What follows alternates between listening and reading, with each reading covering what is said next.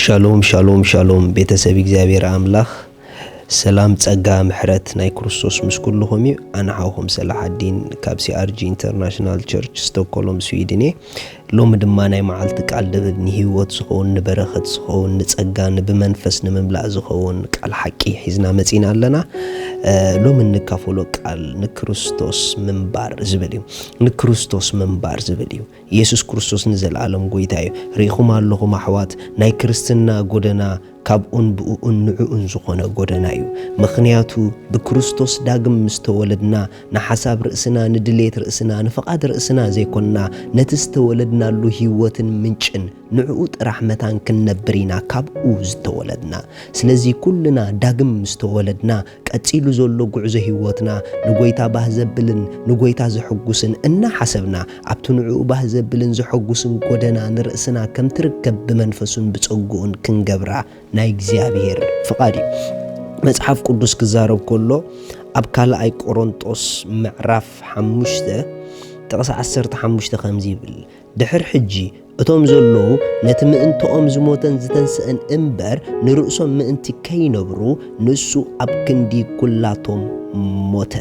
ሪኹም ንሱ ኣብ ክንዲ ኩላቶም ሞተ እቶም ዘለዉ ሲሉ እቶም ብክርስቶስ ዳግም ተወሊዶም ዘለዉ ናቶም ምህላው ምንባር ንገዛ ርእሶም ዘይኮነስ ምንባር ነቲ ዝተወለዱሉ ኢሉ ኣይገርመኩምን ካብዮም ተወሊዶም እሞ ምህላዎም ከኣስ ንዑኡ እዩ ካብዮም ተወሊዶም እሞ ምንባሮም ከኣስ ንኽብሪ እዩ ከምቲ ጳውሎስ ዝበሎ በቃ ኢየሱስ ህይወተ እዩ ዝበሎ ልክዕኩም ድማ እቶም ዳግም ዝተወለድና ዘበልና ንሱ ህይወትና እሞ ንዑኡ ባህ ዘብል ንዑኡ ዘኽብር ንዑኡ ዝሕጉስ እናሓሰብና ንዑኡ ጥራሕ ክንነብር ኢና ዳግም ዝተወለድና ብኽቡር ዋጋ ደም ኢየሱስ ክርስቶስ ተዓዲኩም ኢኹም ናይ ገዛ ርእስኹም ከም ዘይኮንኩም ኣይትፈልጡን ኢኹም እንዲ ድብለና ሪኢኹም ኣሕዋት ጎይታ ብደሙ ዓዲጉና እዩ ንሕና ናቱ እምበር ናይ ሓሳብና ናይ ርእስናን ኣይኮንናን ስለዚ ዋና ኣለና ዋናና ደስ ብዝብሎ መንገዲ ከዓ መታን ክንነብር ከምኡ ዘንብር ጸጋ ዘለዎ መንፈስ ቅዱስ ከዓ ኣብ ውሽጥና ሓዲሩሎ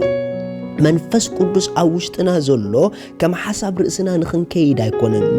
ከም ሓሳቡ እናኸና ንክርስቶስ ኣባና ክግህዶ ይምሳና ዘሎ ምኽንያቱ መንፈስ ቅዱስ ንክርስቶስ ይዘኽብር እንተ ደኣ ንክርስቶስ ኣባና ዘኽብሮ ኮይኑ ድማ ነታ ኣባና ዘላ ናይ ክርስቶስ ህይወት ብልክዕ ንዓዓ ዝምችእ ናብራ እንዳነበርና ክንገልጻ ይዝደሊ ልክዕ ብክርስቶስ ኣሚንና ዳግም ምስተወለድና ነቲ ናይ ክርስቶስ ጎደና ሲሪየስ ክንከውን ይግብእ እናዩ ሸለል ክንብሎ ኣይግበአናን እዩ ዳግም ተወሊድና እንዲና ኢልና ቀደምና ክንከውን ፍቃድ ኣምላኽ ኣይኮነን ሮሜ 12 ብምሕዳስ ሓሳብኩም ተለወጡ ይዝብል ነዛ ዓለም እዚኣ ኣይትምሰልዋ ይዝብል ቅድም ንዓዓ እንዳመሰልና ንነብር ነርና ንኸውን ኢና ሕጂ ግን ካብ ካልእ ብኻልእ ህይወት ተወሊድና ኢና እሞ እዚ ዳግም ተወሊድናሉ ዘለና ህይወት ንዑኡ ብዝምጥን ናብራ ክንነብር ናይ እግዚአብሔር ፍቃድ እዩ ደቂ ብርሃን ኢና እሞ ንብርሃን ዝምችእ ንብርሃን ፍረ ዝገልጽ ናይ ብርሃን ፍረ ዘለዎ ህይወት ክህልወና ከዓ ናይ እግዚአብሔር ኣቦ ፍቃድ እዩ ስለዚ መጽሐፍ ቅዱስ ንዑኡ ባህ ዘብል እንዳመርመርና ኣብ ውሽጥና ወፃን ኮይና ንዑኡ ኸነሕጉስ ንጽዕት ኣለና እንዳበሉ ብዙሕ ዘረባታት ኣብ መጽሐፍ ቅዱስ እንረክብ ንምንታይ ተተባሃለ እቶም ዳግም ዝተወለዱ ጉዮኦም ጻዕሮም ዝነበረ ነቲ ዝተወለዱሉ ጎይታ ክብሪ ንዑኡ ባህ ዘብሎ ጎደና ርእሶም ከም ትርከብ ምግባር እዩ ሪኹም ኣሕዋት ክርስትና ብጣዕሚ ጥዑምን ቀሊልን ህይወት እዩ ንምንታይ ተተባሃለ ብዓቕምኻን ብርእስኻን ዘይኮነስ በቲ ዳግም ክትውለድ ዝረዳእካ መንፈስ ቅዱስ ብናቱ ዓቕሚ ብናቱ ጸጋ ብናቱ ሓይሊ ንክርስቶስ ባህ ዘብል ንኣምላኽ ክብሪ ዘምጽእ ህይወት ከም እትነብር እሱ ይዝገብረካ ናይ ክርስትና ጉዕዞና ንክርስቶስ ክብሪ ንኣምላኽ ክብሪ እናምጻና ንነብረሉ ህይወት እዩ ምኽንያቱ ናይ ክብሪ ህይወት ስለ ዝኾነ ኣብ ጸጽባሕ ኣብ ነፍስ ወከፍ ስጉምትና ክብሪ ዘምጽእ ስጉምቲ ክንስጉም ናይ ኣምላኽና ፍቃድ እዩ እዚ ክብሪ ዘምጽእ ስጉምቲ ድማ ጎይታ ዝኸብረሉ ህይወት እዩ ማለት እዩ ስለዚ ሎም ኩልኩም ዳግም ካብ ተወለድኩም ንጎይታ ብልብኩም ካብ እንገስኩምሞ ንጎይታ ብሓቂ ክንስዕቦ ኢና ካብልኩም ንኽብሩ ምንባር ድማ ክትሓስቡለኩም ብምሕዳስ ሓሳብና ንኽብሪ ጎይታ እምበር ንኽብሪ ማንም ክንነብር ኣይተጸዋዕናን ስለዚ ንሕና ብክርስቶስ ንክርስቶስ ኢና ንነብር ካብኡን ብኡን ንዑኡን ጥራሕ እዩ ህይወትና ክርስቶስ ህይወትና እዩ መንባርና ንዕኡ እዩ እሱ ንጉስን ጎይታን ናይ ህይወትና እዩ ኢየሱስ ንዘለዓለም ጎይታ እዩ እንተደኣ ክርስቶስ በሐቂ ጎይታ ህይወተይ ንብሎ ኮይና ጎይትነቱ ንዕኡ በመንባሪና እንርኢዮ ስለዚ ካብ ጎይታ ንዕኡን ብኡኡን ክትነብሪ ተወሊድኪ ኢኺ ኢየሱስ ክርስቶስ ንዘለዓለም ጎይታ እዩ ኩልና ከምዚልና እንጸሊ አቦ ኩሉ ጊዜ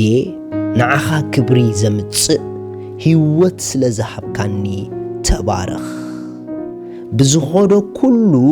ብብሉጽ መንፈስ ክርስቶስ ኣብ ህይወተይ ስለዝረአ ካብ ክብሪ ናብ ክብሪ ጥራሕ ስለዝኸይድ እግዚአብሔር አቦ የመስግነካ ኣለኹ ኩሉ ጎደናይ ንዓኻ ዝሕጉስ ባህ ዘብልን ስለዝኾነ በኢየሱስ ክርስቶስ ስም ክብሪ ይህበካ ኣለኹ ካባኻን በኣኻን ንዓኻን ጥራሒ ዝነብር አሜን ስለዚ አምላኽ ሰማይ ይባርኽኩም ንጎይታና ኢየሱስ ክርስቶስ ኣብ ህይወትኩም ወሲንኩም ደይተቐበልኩሞ እዛ መዓልቲ እዚኣ ኣይተምልጥኩም ጽባሕናትኩም ኣይኮነትን ስለዚ ሎም ወሲንኩም ክትቀበልዎ ንዕድመኩም እቶም ድወሰንኩም እዚ ጸሎት ምሳና ጸልዩ እግዚአብሔር አቦ ስለ ወድኻ ኢየሱስ ክርስቶስ የመስግነካ ኣለኹ የአምን ኣለኹ ኢየሱስ ክርስቶስ ስለ ኃጢአተይ ከም እተሰቐለ ዕዳ ኃጢአተይ ኩሉ ድማ ከፊሉ ከም ዝፈጸሞ የአምን ኣለኹ ከም ዝሞተ ብሳልሰይቲ መዓልቲ አምላኽ ካብ መውታት ከም ዘተንስኦ ንጽድቀይ የአምን ኣለኹ በኢየሱስ ክርስቶስ ብምእማነይ ካብዛ ሰዓት እዚኣ ሓድሽ ፍጥረት ውሉድ አምላኽ ኮይነ ኣለኹ አሜን እዛ ውሳነ ዝወሰንኩም እንቋ ሓጎሰኩም ዘድልየኩም ናይ መጽሐፍ ቅዱስ ትምህርቲ ሓገዝ ክንበኩም በዚ ብታሕቲ ዘሎ ኮንታክት ግበሩና ሻሎም